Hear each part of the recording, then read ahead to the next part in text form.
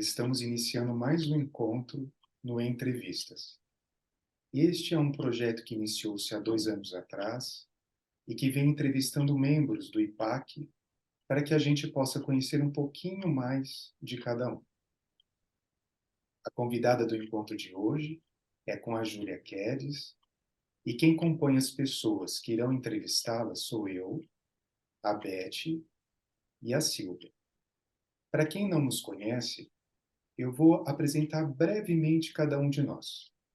A Silvia Costa, ela é psicóloga clínica, especialista em psicologia clínica junguiana, especialista em perdas e luto e analista junguiana do IPAC, AJB e AAP. A Elizabeth Zimmermann é psicóloga pela USP, fez mestrado e doutorado em saúde mental pela Unicamp, licenciatura em dança moderna pela UFB Bahia, analista junguiana pelo Instituto de Zurique, livre docente no Instituto de Artes da Unicamp, fundadora da AJB e do IPAC e analista junguiana de data do IPAC, AJB e AAP. Eu sou psicólogo clínico, especialista em psicologia clínica junguiana, especialista em terapia de casal e família, membro do Núcleo de Casal e Família da SBPA, aprimoramento em psicologia arquetípica pelo IMPAR, analista de dados junguiano do IPAC, AJB e AAP. E a nossa convidada, a Júlia Quedes, assim me pediu para ser apresentada. Mulher trans, psicóloga clínica, mestre em musicoterapia pela APU, Cambridge, Reino Unido, doutora em psicologia clínica pela PUC São Paulo, analista em junguiana de data do IPAC, AJB e AAP, e membro do Instituto Brasileiro de Terapia de Sandplay, filiado à Sociedade Internacional de Terapia de Sandplay. E eu vou convidar a Beth para iniciar a nossa entrevista. Beth, é com você. Boa tarde, estamos reunidos para entrevistar nossa colega Júlia e eu vou iniciar perguntando algo para ela responder livremente sobre o início de sua jornada, a infância, a relação com a família, como ela se sentia quando era criança. Olá, Júlia, Silvia, André. Que prazer estar aqui com vocês, podendo compartilhar, né, da minha história, né, e da minha jornada, né, enquanto formação como analista, como pessoa. E eu acho que, né, a semente, ela traz sempre o potencial, e quando eu penso na minha infância, e hoje, né, com 55 anos, eu vejo quanto desse potencial desabrochou, né?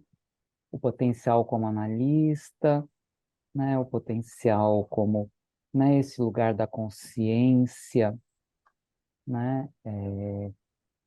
Esse lugar da, né, da ação, no sentido, né, de construir um mundo mais integrado, interno, né? Um mundo também nesse que a gente vive, né?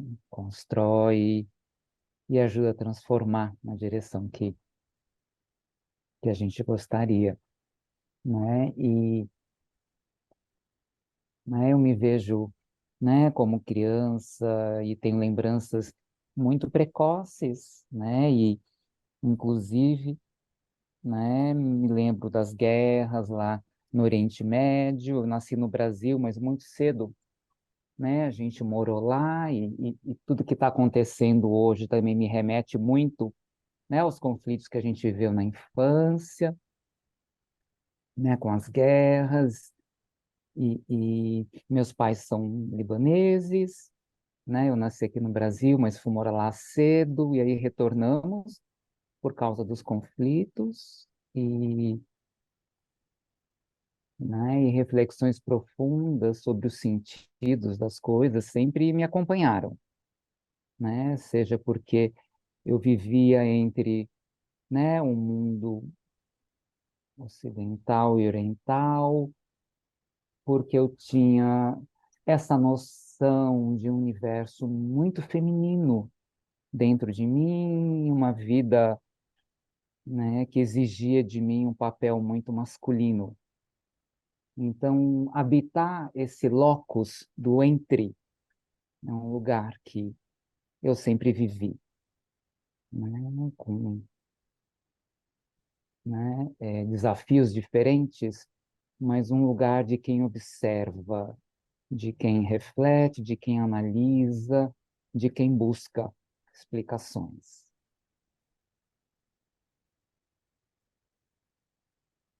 Júlia, partindo desse lugar, né, assim, a gente se conheceu há alguns anos atrás, a gente se conheceu na formação, e assim, inicialmente como colegas, e, e no transcorrer, a gente foi desenvolvendo e construindo um vínculo profundo de amizade, ao ponto de você me colher na sua casa, na época da formação, Uhum, algumas vezes. Você, quando vem aqui para Ribeirão Preto, é uma uhum, satisfação tê-la na minha casa, a minha família, como nós gostamos de você. uhum, E, e eu a conheci antes da transição. E partindo desse lugar, eu elaborei aqui uma pergunta no meu bloco de notas, que eu gostaria, é uma pergunta que eu aproveitei esse encontro para poder te fazer, que é algo de muito interesse e que eu acho que vem muito de encontro. Eu gostaria que você me falasse sobre a autoimagem, ou o equívoco da autoimagem. Como foi para você esse processo da construção de uma persona que correspondesse à sua verdadeira identidade? Como foi uhum. para você esse processo de renascimento? Eu acho que, né, toda essa jornada me ajudou muito a me conectar com a pessoa que eu sou, né? Toda essa busca, neste caminho eu encontrei a música, que é a referência mais importante da minha existência, é a música, é o lugar onde eu me sinto mais em casa, e toda a minha vivência na música, e isso foi a minha adolescência, né, e na juventude também, até os 25 anos, eu me dedicava 100% para a música, porque os conflitos com a questão da identidade de gênero dificultavam muito o meu engajamento com as outras demandas da vida, relacionamentos, amigos, e eu encontrava na música um lugar de muito prazer, de muitos desafios, né? Um lugar de muita transcendência, né? E o universo musical é interessante que é um lugar muito democrático, né? Um lugar que não faz muita diferença se você é homem, se você é mulher, se você é estrangeiro, se você é brasileiro, o importante é tocar, né? Tanto é que quando há vagas nas orquestras de qualquer lugar do mundo, geralmente, né, os editais são internacionais. Né? Minha professora de violoncelo, por exemplo, ela veio dos Estados Unidos por uma vaga que tinha na Orquestra Sinfônica do Rio de Janeiro. Ela está aqui há 50 anos. Eu tenho um amigo de quando eu tocava na Orquestra Juvenil do Estado, que hoje está na Orquestra de Berlim, né? E na música eu nunca senti muito, vamos dizer assim, um sentimento de estar deslocada. Tinha as questões que eu não tocava, mas ao mesmo tempo, né, a gente se ocupava muito com com o fazer musical. E, de alguma forma, eu mergulhei na música por muitos anos, depois eu segui aí por um caminho, assim, de buscar respostas e fui investigando diversas tradições, né, no catolicismo de onde eu vim, depois eu fui buscar no budismo, algumas comunidades espirituais, né, busquei muito no Krishnamurti, morei em algumas comunidades, na comunidade de Findhorn da Escócia, que tem uma tradição celta, né, no espiritismo, no kardecismo, para dar um sentido para essa dicotomia, assim, para esse sentimento de não integração do universo interno com o externo. E, de alguma forma, embora a música fosse um lugar importante, fundamental para mim, né, que me salvou desse sentimento, né, de cisão, de incompletude, eu também não conseguia ser completa lá. Né? Eu também sentia a barreira, né, de uma barreira, como uma alfândega, como um obstáculo num senso de continuidade, né, do impulso criativo que se veicula, né, através, né, do instrumento como uma extensão do corpo. Então chegava uma hora que esse corpo com o instrumento encontrava em um obstáculo ou um gap, né? E isso eu fui sentir que se resolveu mais recentemente, depois da transição. Então, André, respondendo a sua pergunta, eu fui construindo muito a ideia paralela do que eu tinha que ser, junto com o que eu era. Então, o que eu era é o que eu sou. Isso nunca mudou. O que eu sou é essa pessoa com esse olhar para o mundo, com uma compreensão da existência e que fez algumas escolhas, né, como, né, estudar psicologia, me especializar na abordagem indiana, porque é o jeito como faz sentido enxergar o mundo. Isso sou eu, isso não muda. Agora, né,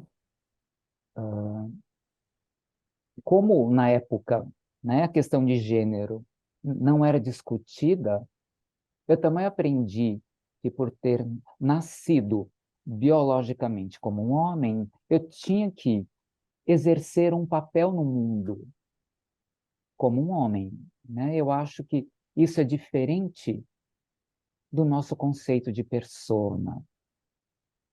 Eu acho que o nosso conceito de persona, né, ele participa deste papel.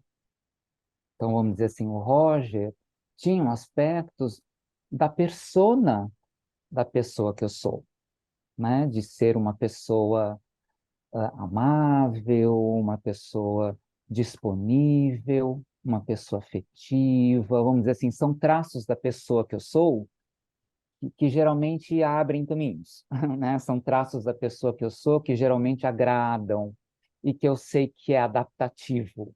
Então, eu acho que isso tem a ver com a minha persona. Mas tem coisas do Roger que não tem a ver com o meu ser, tem a ver com o que o mundo espera que eu tinha que ser, né? É diferente. E hoje eu não preciso viver aqueles aspectos, né? Então a minha vida ficou muito mais leve, porque eu tinha que carregar, né, os desafios dos ciclos, né, de cada fase da vida, mais aquelas qualidades que o mundo esperava que um homem deveria ter, porque eu me apresentava como homem para o mundo. Quando eu não precisei mais, me apresentar como um homem do mundo, hoje eu tenho que lidar só com o meu potencial, do que eu sou, e afinar, né, a minha persona com, né, os conteúdos da minha sombra, que eu vou atualizar, fortalecer o eixo ego-self,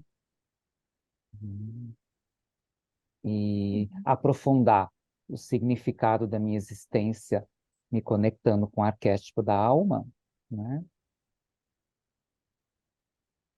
Não sei se respondeu, André. Uhum. Ô, Júlia, e eu fiquei te ouvindo, é muito bom te ouvir, observar todo o seu percurso, né? E eu fiquei pensando, você teve, unindo a sua busca, né? Toda essa Uhum. busca que você vem relatando, e teve a oportunidade de conhecer vários lugares, várias culturas, né? Conta um pouquinho pra gente Uhum. sobre isso, sobre essa experiência que eu imagino que tenha sido muito enriquecedora. Foi muito bom, foi uma oportunidade que, né, eu acho que muito motivada pelo desejo de buscar respostas e um certo desapego, entre aspas, das realizações do mundo, porque o mundo do lugar que eu estava não era tão atraente, né? Então, eu não me importava muito com essas realizações. Era como se eu vivesse nos votos, vamos dizer assim, de pobreza, né? De castidade, de obediência. Eu só tinha uma meta: conhecer. Então, entender. Então, estudar, vivenciar, né? Novas experiências. E aí eu fui para a Europa. De lá eu tive a chance de conhecer muitos países, né? Conheci muitas pessoas, né? As vivências nas comunidades que eu morei, né? E entender como que a gente pode compreender a vida de lugares diferentes, de paradigmas diferentes. Isso também vai, né, ampliando a nossa capacidade de sentir mais compaixão, de respeitar, né, a opinião do outro, entender que tudo depende da perspectiva da Uhum, qual você olha, né? Eu acho que toda essa caminhada e depois a transição me ensinou muito sobre a questão do amor próprio, né, do amor ao outro, né, do amor que o outro precisa ter por mim, também para se desapegar, também para transicionar junto, também para viver esse confronto dessa experiência nova que arrebata os que estão perto de mim, né? Minha família, os meus pacientes que transicionaram junto, de alguma forma, né? uhum. Eu acho que isso abre, né, um campo de entendimento desse novo momento histórico para todos, né? Não só para mim, Uhum. que acho que é o mais importante, né? Humaniza o mundo. Humaniza. Uhum. Dentro dessa relação com a música, houve também sua formação como musicoterapeuta. Isso. E quando você foi para a Inglaterra, você fez um mestrado nessa área. Eu não sei se você considera importante falar sobre isso, mas talvez seja de interesse para conhecê-la, nos vários aspectos em que você atuou e ainda atua. Eu me lembro de uma professora que dizia: por que que a gente escolhe ser musicoterapeuta, né? Que ferida nós temos com a música que nos leva a ser curadores pela música, né? E Eu pensei muito, e eu tinha uma explicação mais imediata, que a musicoterapia era um caminho intermediário entre o meu desejo de ser musicista e a minha vocação, né, de ser uma terapeuta.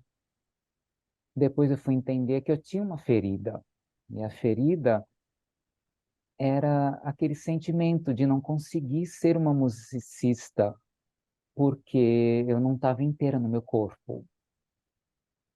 Então eu não conseguia sustentar os desafios, né, de estar num palco, de toda a pressão que você como artista vive e que precisa de um contorno egóico, né, saudável para suportar a vida de ser artista. E confrontar a família também, que era contra eu ser musicista, enfim. E é claro que quando você tem uma atitude simbolizadora, né, como a Beth sempre ensinou a gente, né, todo o caminho ele é um convite para você, né, é, deixar entrar, né, a experiência, né? E foi muito especial estudar musicoterapia, né? Foi muito especial atender as pessoas como musicoterapeuta, porque trabalhar numa linguagem pré-verbal, ela não foi diferente depois quando eu comecei a trabalhar com Sandplay, né? O meu trabalho de formação no IPAC, perdão, na especialização que eu fiz na Unicamp, foi sobre uma aproximação entre musicoterapia e Sandplay, porque eu via muita relação com a diferença do instrumento que a gente utilizava, né, para estabelecer uma relação, para entrar em contato com, né, os conteúdos, aprofundar,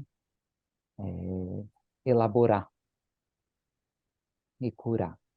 E talvez, dependendo da capacidade cognitiva do paciente, né, tornar consciente, mas muitas vezes a cura se dava, né, num âmbito pré-consciente, mas isso já trazia mudanças significativas da vida das pessoas. Então foi muito importante para mim trabalhar com musicoterapia, né? E foi uma ponte muito importante depois trabalhar com crianças num consultório, porque como musicoterapeuta eu trabalhei muito com crianças com impedimentos diversos sensoriais, né? E trabalhar com crianças também exige essa sensibilidade, com Sandplay depois com adultos e crianças, e como terapeutas também de adultos a gente precisa entender, né? Todas essas interações sutis no campo subjetivo da inter-relação, né? Então eu só tenho que agradecer, eu só olho com gratidão, né? Todo o percurso, eu não sei como teria sido, porque a chance de ter feito a transição surgiu algumas vezes ao longo da minha vida, né? Na adolescência, né, eu me deparei com o serviço do HC, cheguei lá, mas me assustou. Eu achei que era muito cedo para uma decisão, eu não tinha apoio nenhum da família para isso. Nos anos que eu morei na Inglaterra, eu também tive oportunidade, mas isso significaria, de alguma forma, romper com a família. Eu não estava preparada emocionalmente. E, e agora, recentemente, né, durante o meu doutorado, eu tive, né, novamente aí essa possibilidade, já num momento em que eu estava mais madura para lidar com as consequências da escolha. Ô, Julia, então assim, tem coisas que só vêm com o tempo. Sim, A gente está falando da sua bagagem, a gente está falando da sua experiência de vida. Então, assim, a musicoterapia, mesmo o sim. interesse pela psicologia, mesmo a sua formação enquanto analista, Uhum. hoje, com esse olhar, você entende que foram, assim, suportes, recursos que te auxiliaram para que você fizesse a sua transição no momento adequado? Sempre, sempre, sempre foram suportes, porque eu fiz terapia a vida inteira, né? Eu fiz terapia a vida inteira, né? Eu sempre precisei de um espaço para falar dessas angústias, para achar caminhos de conviver com essas angústias, para entender as escolhas que eu fazia enquanto fuga, sublimação, repressão, não é? E foi muito interessante que teve um período, né, da minha formação como analista em que eu fiz terapia com Paulo Baeta, né, e a gente fazia muito trabalho corporal, não verbal, né? E eu acho que isso foi, né, assim, fundamental para a minha transição, porque, né, a integração, né, psique e corpo, ela aconteceu neste trabalho, né? A transição, ela foi uma validação. Não foi porque eu fiz a transição que eu senti que eu integrei. Não foi porque eu fiz a transição com alguns procedimentos cirúrgicos, hormonais, que eu senti, né? Foi porque eu fiz um trabalho, né, de reconexão com esse corpo ferido, com esse corpo cindido, porque a minha cabeça foi expandindo. Eu sempre dizia para as pessoas, né, que eu vivi do coração para cima, né? E para baixo sempre muito represado, muito desconectada, né? Uma pessoa quase assexuada, né? E esse trabalho com o corpo, né, me ajudou a me reconectar, né? Vamos dizer assim, a tomar consciência deste aspecto negligenciado e toda a dor, né, as feridas, impulsos irracionais que eu vivia durante esses trabalhos, que eu não tinha ideia que nome tinham, Hum. né? E, e a transição foi uma consequência natural, né? Eu não digo que funciona assim para todo mundo, mas muitas pessoas têm, né, e colocam muita expectativa nos procedimentos cirúrgicos e hormonais para encontrar uma paz na relação psicofísica e muitas vezes se frustram, né? E muitas vezes continuam buscando mais transformações, né? E na verdade, né, existem essas outras dimensões que precisam ser olhadas para todo mundo, né? Não só para nós, mas a questão do corpo é uma questão central, né, na trajetória das pessoas com questões de gênero. E aí tem a pergunta sobre o encontro com a psicologia e com a psicologia junguiana, né? Quer Sim, dizer, aí você poderia falar um pouco sobre isso? claro. Na verdade, nós não nos demoramos também nas viagens, Uhum. nas comunidades espirituais, mas se você depois quiser voltar a falar nisso, mas nesse momento eu te pergunto, depois da formação de musicoterapia, como foi o encontro com o curso de psicologia e Ah, a formação, uhum, a especialização, a formação como analista junguiano. uhum. Interessante como, né, naquela ideia do Neumann de automorfismo e centroversão, como vai se agregando todos os, né, vamos dizer assim, né, os agregados de experiências que a gente vai vivendo, né, e vai desabrochando o potencial que reside, né, no núcleo de cada agregado, né, complexos, enfim. Eu ia comentar, né, que o encontro com Jung, né, começou na faculdade de musicoterapia, né, com as aulas que eu tinha com Jorge Zacarias. de personalidade 3, né? Que se falava das diversas abordagens de psicologia, e o Jorge falou do Jung, foi assim, né? Um encantamento imediato, fez todo o sentido do mundo para mim, e depois eu vim a descobrir, né? Porque eu era organista, lá na capelinha da PUC, né? Eu substituía a dona Terezinha, e ela me falou assim: você é a segunda substituta, porque o primeiro substituto é o Jorge Zacarias. E olha que interessante, no fim a gente, né, pertencia aí, né, a um espaço, e ele tinha sido meu professor lá na musicoterapia, depois ele veio a ser meu professor lá na especialização, e hoje a gente faz parte, né, né, da mesma sociedade. Mas aí eu estudei a musicoterapia. Nessa época eu tocava em orquestra sinfônica, tocava nas igrejas, nos casamentos, e fui para a Inglaterra fazer o mestrado. Quando eu voltei da Inglaterra, em 2004, eu morava em Poços de Caldas, porque iam construir lá uma universidade solidária, né, com todos esses princípios éticos, e quem estava à frente era o Carlos Rodrigues Brandão, lá em Pocinhos do Rio Verde, onde o Joel tem um sítio. Acho que o Joel era muito amigo do Carlos Rodrigues.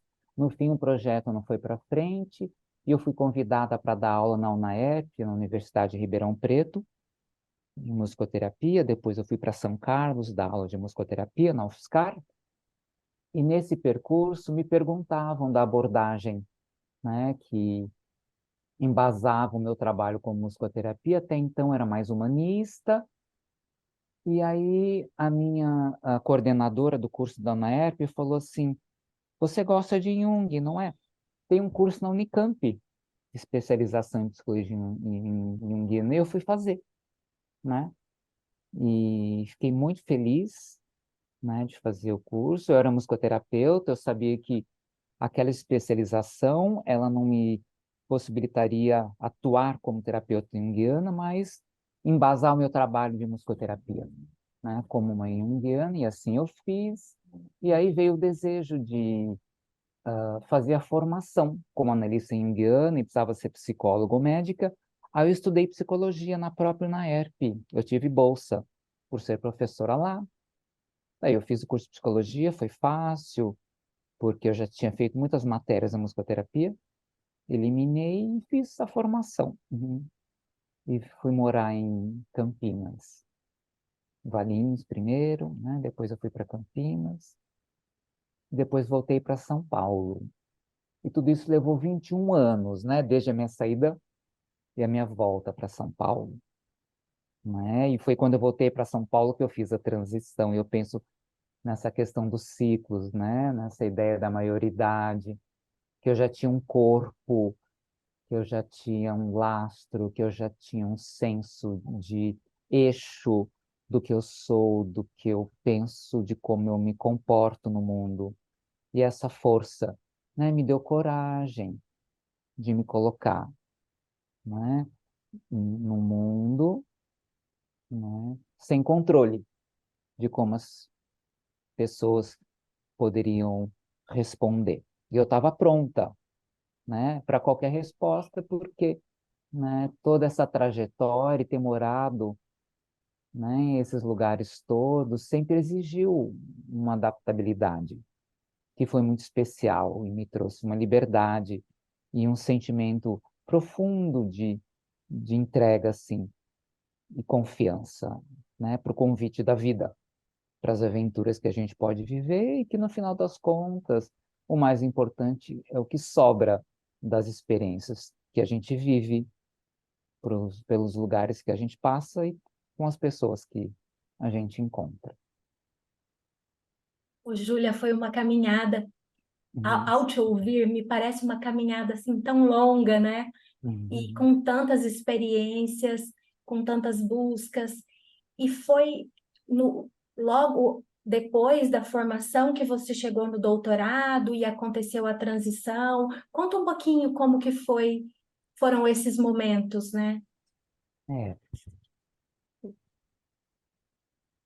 É, eu acho que eu já estava assim, com 49 anos, chegando na casa dos 50, já um pouco cansada de sustentar, né, aquele papel, né, o papel do Roger, que era um papel,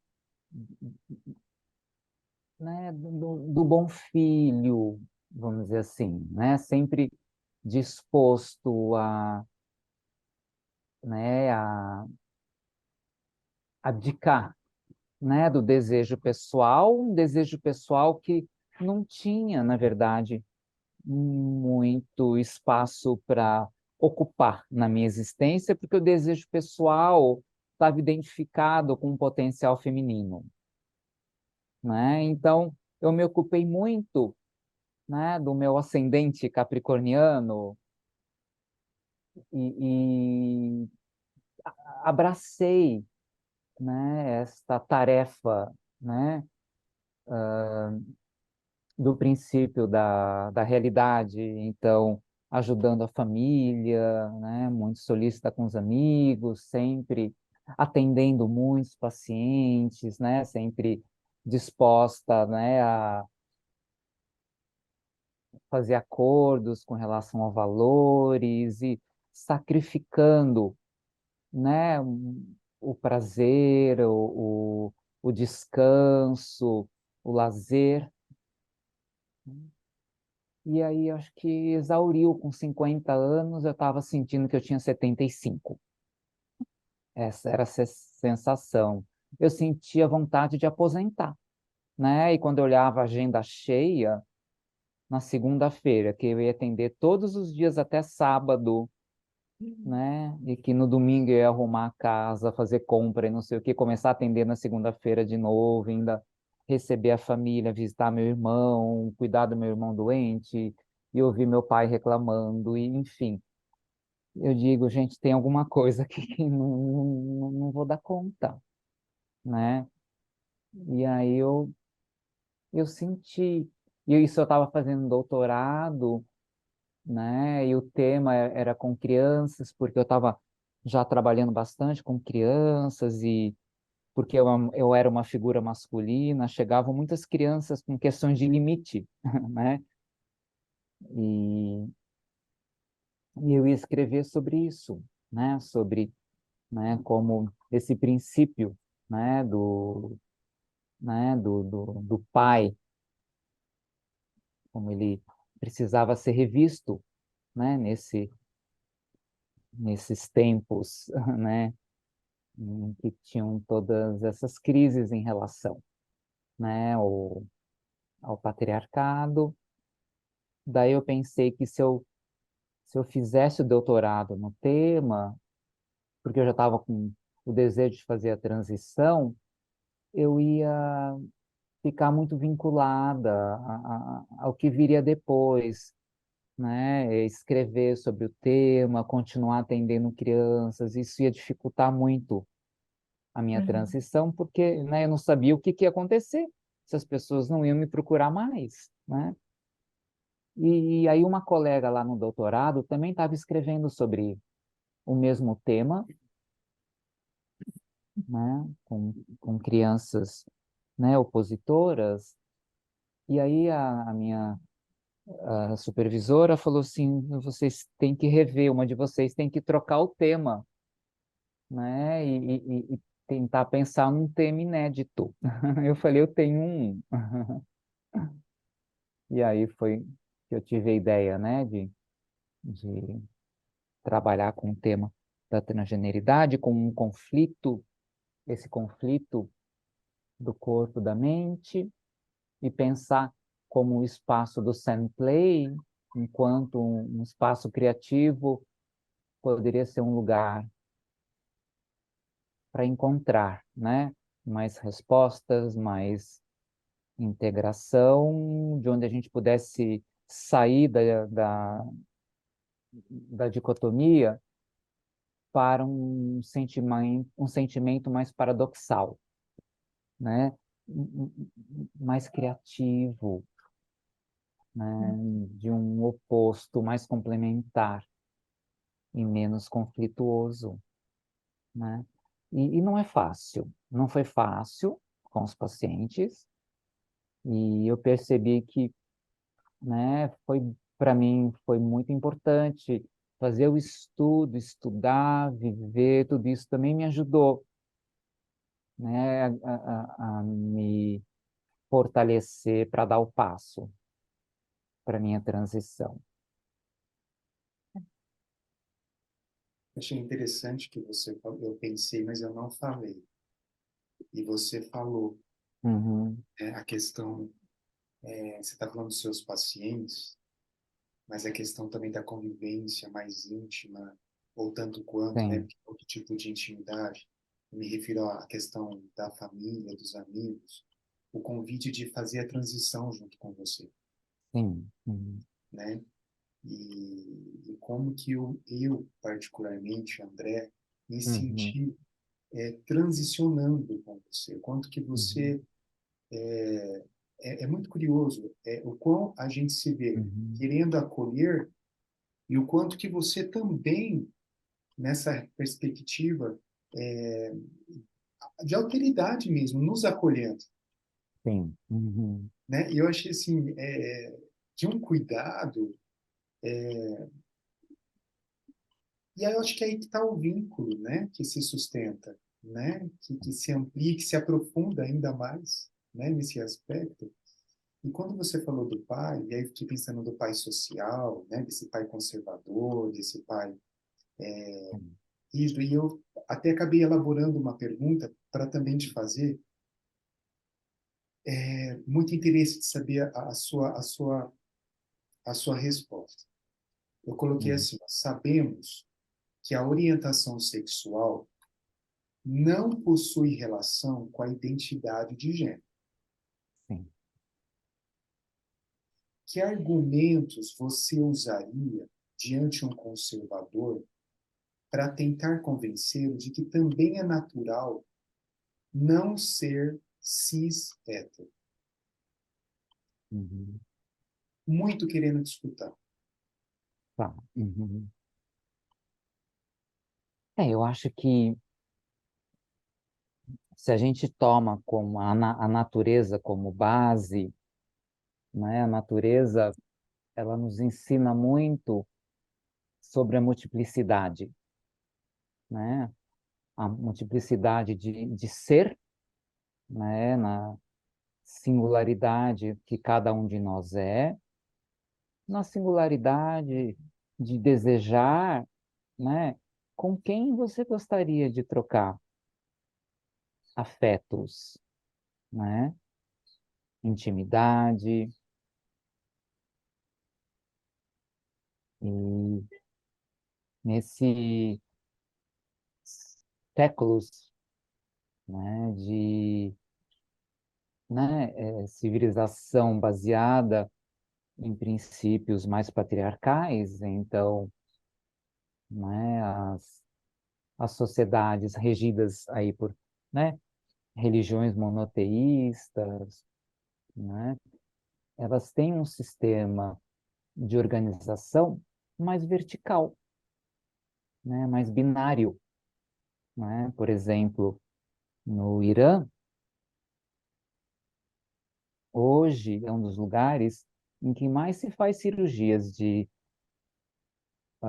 readequação genital, porque é inadmissível a prática da homossexualidade. Olha que interessante. É tão binário que se você quiser ter uma relação com alguém, né, do seu gênero, você tem que trocar, não é? Porque aí é o extremo, né, desse sistema, né? O sistema patriarcal, ele, né, se organiza, né, de uma forma dicotômica, né? Classifica, separa, cria as relações de poder, né? E o diferente é sempre uma ameaça, né? Política e para a religião, né? Uma desobediência, né? Uma blasfêmia, enfim, né? É inadmissível. Não sei se respondeu, André. Respondeu sim, Júlio. A defesa ativa é um comportamento extremamente rígido. Então foi muito bom te escutar, né? Essa contribuição. Sim, respondeu sim. Então, depois dessa formação, você falou um pouco da própria formação, mas digamos que Uhum, está subentendido em teu processo uhum, todo da caminhada, mas depois, então, da formação e o doutorado, o próximo passo foi a transição, né? Parece, né? E eu não acompanhei você nessa época porque você estava em São Paulo. Daí, junto com essa pergunta, vem a questão de você voltar para São Paulo depois de 20 e tantos anos, né? Que você tinha uhum, todo um vínculo com São Paulo, desde criança, muitos uhum, amigos e muitas oportunidades, inclusive para a transição. Então, aí, uhum. junto com esse processo da transição e com a volta para São Paulo, tem também a sua ligação com o Hospital das Clínicas. Então, aí eu acho que isso está tudo junto, você pode falar sobre isso junto, né? Não separadamente, né? Tá. Isso, eu fiz, durante o doutorado, né, que eu estava estudando o tema, fazendo a pesquisa de campo, eu fiz lá no HC, né, um curso de especialização sobre sexualidade e gênero e comecei a atuar voluntariamente, né, com o ambulatório Antigos, as crianças e adolescentes trans. Hoje eu saí porque meu pai adoeceu ano passado, eu precisei cuidar e aí foi muita coisa. E eu precisei me afastar, mas foi muito importante também a experiência lá no HC, né? Também no sentido do acolhimento, né? A minha transição também aconteceu durante a minha atuação lá, né? Eu tive muito respaldo dos colegas, né? Eu tive apoio de todos os lados, vamos dizer assim, dos colegas lá no HC, né? Do estudo, da terapia, né? E São Paulo tem muita coisa acontecendo sempre, tem muitos estímulos. Então, foi importante estar aqui, né? E hoje, né, eu me dedico também a criar aí mais relação, né, entre todo esse campo aí de estudo, gênero e sexualidade, com abordagem junguiana, né, escrevendo, publicando, dando palestra, não só, né, voltado para o pensamento junguiano, mas, né, em eventos em que eu posso contribuir, normalmente, né, eu me disponibilizo, quero escrever mais sobre isso, publicar mais sobre isso, e, e eu retomei a música também, né, que eu acho que foi uma coisa importante, que eu tive que deixar lá atrás, porque tinha essa questão da família que me impediu e porque eu tinha esse sentimento, né, de uma limitação, em que o meu corpo não sustentava a pressão. E foi interessante que eu voltei a tocar violoncelo recentemente, numa orquestra amadora, né, e com as transformações do meu corpo, hoje um instrumento, que é o violoncelo, ele tem um encaixe que é até mais anatômico, né? E eu me sinto muito mais tranquila já. Tivemos um concerto e eu quero ver se eu consigo agora, né? Nessa fase da vida, né? Encontrar uma rotina diária, que é o que precisa para o musicista, né? Gostaria muito de conseguir retomar e poder incluir mais a música, que sempre foi, né, tão especial para mim. Ô, Júlia, mais recentemente, no ano passado, você passou por momentos mais difíceis, né? E você gostaria de contar um pouquinho sobre isso? Foi um ano bem difícil, o ano passado. Meu pai ficou doente, né? Que ele teve um câncer fulminante. Eu tive Covid e tive um AVC também, né?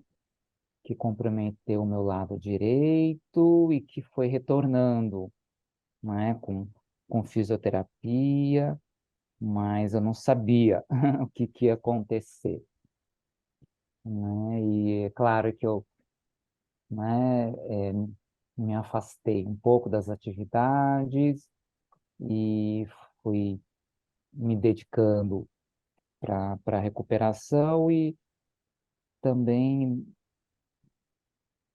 buscando compreender o sentido, né, dessa resposta do meu corpo, né, tão dramática, né, e, né, após ter vivido transformações, né, tão fortes na direção, né, de uma vida que fazia sentido e eu desejava, né, eu tive que atravessar crostas, né, a sensação é essa, crostas de neuroses, né, que também me protegiam da vida, né, assim, né, isso que eu digo, isso tem a ver com a vivência do Roger, né, eu também criava, né,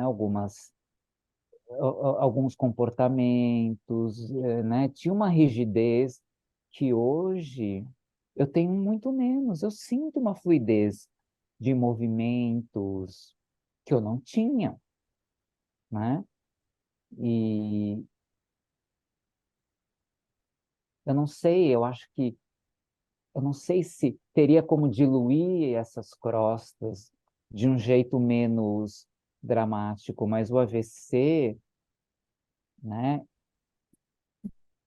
Ele me tirou o chão, né? Assim, você, né, se entrega, as pessoas te levam, né? Você não anda, as pessoas te trocam, né? Você fica, né, numa condição de vulnerabilidade que eu nunca vivi, né? Porque eu sempre tive um lugar de muito controle, né? De muito controle. Então foi muito novo esse lugar, né? Dessa vulnerabilidade, de ser cuidada, né? Fiquei internada, né? E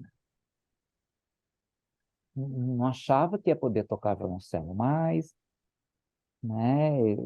Estou falando melhor agora, mas eu estava trocando as palavras, né? Eu fiquei um tempo sem aceitar também dar aula e palestra, porque eu não sabia como é que eu ia reagir. Eu ainda troco uma palavra ou outra, mas comecei a fazer acupuntura, estou sentindo que melhorou também, né, meus movimentos.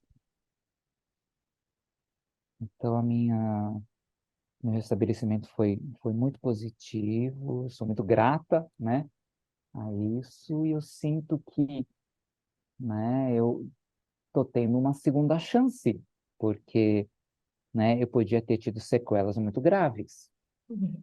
né, e quando eu morava em Ribeirão Preto, isso já foi em 2015, perdão, 2008, antes de mudar para Campinas, Eu já estava num nível de estresse, indo fazer a formação no IPAC, dando aula na UFSCar, dando aula em Ribeirão Preto.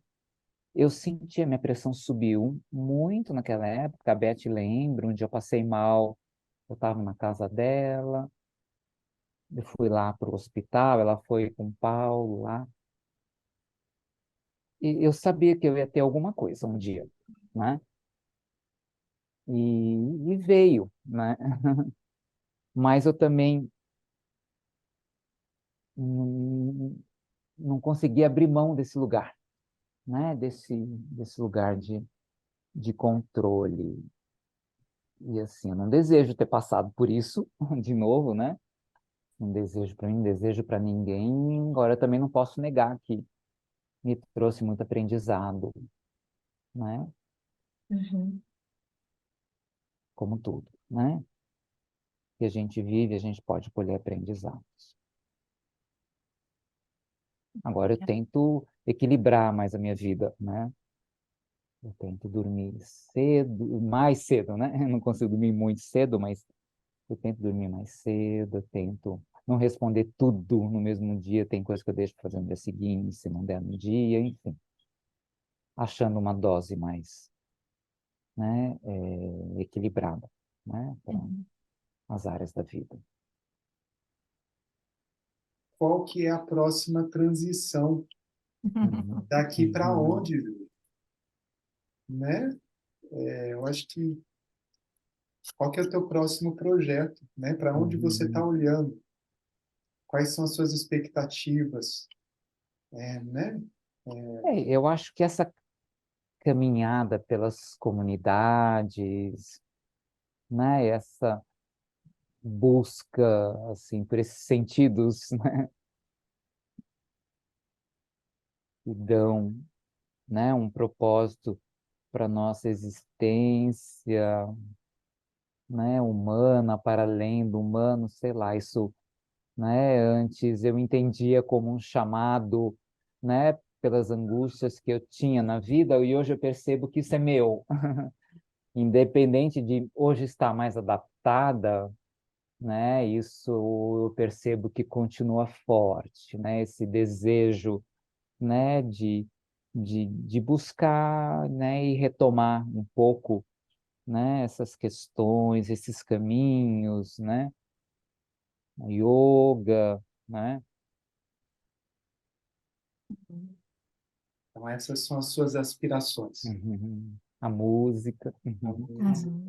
Sim, estudar mais Jung, ler, né, grupo de estudos, os livros negros, eu não li direito, eu só folhei, né? Acho que agora eu tenho mais energia, assim, tenho mais desejo de aprofundar tudo isso. Parece que nesse momento, vamos dizer, independente de novos projetos, tem todo um, sei lá, a relação com a família, com os irmãos, a, a relação com a profissão, a relação com a sua pessoa, e tudo isso, de alguma forma, está se eh, arredondando, né, e se integrando mais, e aí o cuidado com a saúde também, Sim. o cuidar de si, o gostar de si, né? Então, É. tudo isso está Uhum. culminando depois de muitas facetas de uma vida muito rica. Uma coisa que eu gostaria de mencionar é que na sua casa sempre você tinha, com frequência, amigos e Uhum. havia a gente cozinhava, a gente Uhum. ouvia música, via Uhum. poesia, quer dizer, você tinha uma casa sempre Uhum. muito bem decorada, bem arrumada, Uhum. e tudo isso faz parte desse seu caminho, né? Por todos os lugares que você passou, as coisas que você conheceu, as culturas, né? Uhum. E a sua coleção de miniaturas, por exemplo, é muito rica, é muito Uhum. bonita. Então, tudo isso mostra, assim, um conjunto de integrações, de vivências, de processos, e apresenta hoje um ser humano, como você diz, mais fluido, mais leve, mais completo, né? Com menos divisões e então eu tenho a impressão que os projetos novos que vierem vão ser orgânicos, né? Vão se apresentar de maneira mais natural, sem tanto esforço que você já fez na tua vida, né? Porque você Uhum. trabalhou com muito esforço na tua vida, né? Para várias etapas, né? O doutorado foi um grande esforço, o mestrado lá na Inglaterra deve ter sido, que eram tudo instituições exigentes, a própria formação aqui. Então, agora você estaria num patamar, num momento da sua vida onde você pode ser e Uhum. tentar viver de maneira mais leve e mais feliz também, né? Uhum. Então, isso a gente gostaria de te desejar com todo o Uhum. coração, né? E agradecer pela sua Uhum. presença, pela sua amizade Uhum. e pelo seu exemplo, né? E da minha parte é Uhum. isso. Não sei Uhum. se mais alguém quer dizer alguma coisa. Uhum. Eu gostaria só de complementar a Beth, que eu fiquei com a sensação que agora é o seu momento de colheita, né? É. Uhum. Que é o momento de você viver com intensidade, a alegria, o amor que você transmite também, Uhum. né? E te ouço assim com muita admiração, sempre Uhum. tive, e a minha admiração só aumenta por você, pelo seu percurso, pela sua garra, né?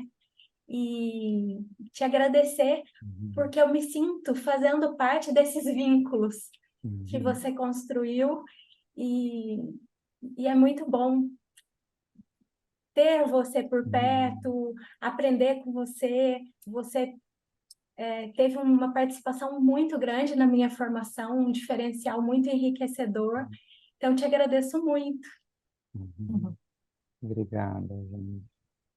Não, ia falar que depois do que a Beth falou e do que a Silvia falou, eu não tenho palavras. Se Uhum. sinta abraçada por mim. Ah, meu Deus. Eu É também isso. acho. Ó, a mesma cor, hein? Ah, que legal. É isso aí. Obrigada, meus amores. É muito bom estar com vocês. A minha casa continua, Beth. Pena que a gente agora não mora na mesma cidade mais, né? Não, É. nós estamos Rua conectados. aberta para a gente estar juntos, né? Logo eu vou voltar a dirigir também, porque eu fiquei, né, impedida por causa do AVC, mas segundo o meu neurologista, ano que vem ele me libera. Aí eu vou poder ir mais para Campinas e Uhum. conviver com vocês de pertinho. Muito obrigada por esse espaço aí, por, né, participarem aí e, enfim, Uhum. me ajudarem, né, a, né, me conectar com a minha história.